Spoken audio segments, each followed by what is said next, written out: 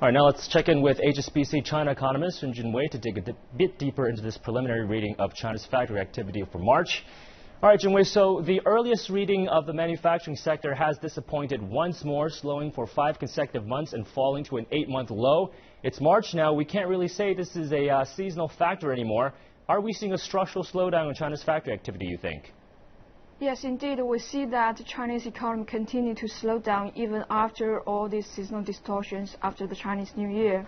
So basically, we think the weakness is mainly on the domestic front. If we look at the breakdown of these PMI elements, new orders has started to expand, although the pace is still gradual, but the overall new orders has been contracting quite sharply. This means domestic demand front has been weakening in a sustained pace.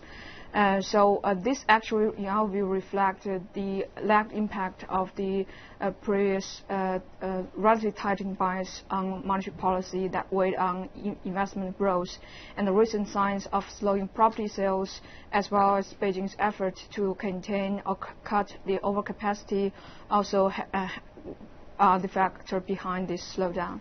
All right, what about the anti-pollution factor, Junwei? Because the 2 sessions, once that ended, policymakers, as we heard from those sessions, declared a war on pollution. It's certainly now one of the top priorities for policymakers here in China.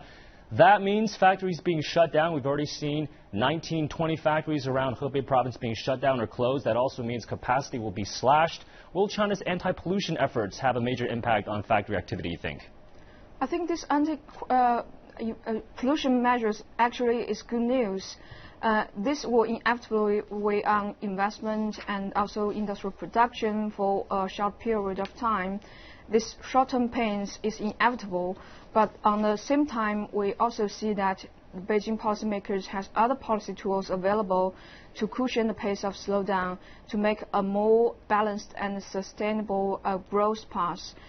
Lots of efforts are needed, but in our view, we think Beijing can still spend up this targeted fiscal spending on public housing, on these environmental protection industries, as well as on urban infrastructure to cushion the growth slowdown.